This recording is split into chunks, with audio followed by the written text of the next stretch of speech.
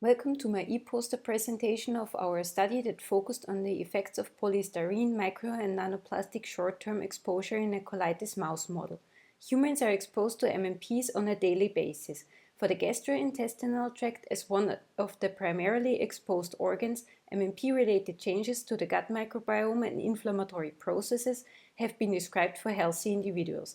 Thus, MMP exposure in patients with gastrointestinal diseases might even pose additional health risks.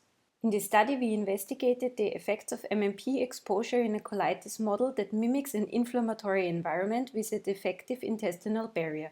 In the mouse model, we induced colitis by dextran sodium sulfate and orally administered a polystyrene mixture of 3 different particle sizes. We evaluated MMP biodistribution, macrophage response, and gut microbiome alterations. MMPs, specifically nano-sized particles, were found to qualitatively accumulate in the colon, bloodstream, and excretion organs, with more pronounced effects observed in the colitis model compared to healthy mice.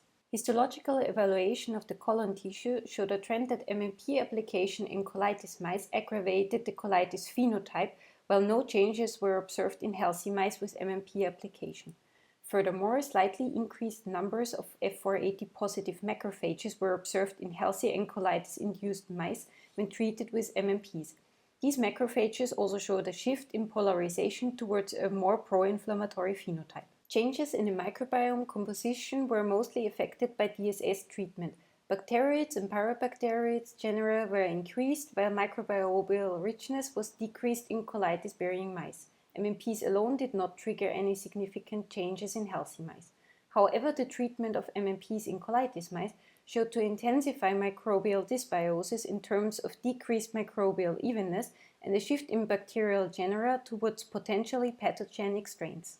These findings suggest a complex interplay of MMP toxicokinetic, inflammation, and microbiome alterations, potentially contributing to the exacerbation of colitis. For further details on this study, please refer to the preprint of our manuscript at Scientific Reports. Thank you for your attention.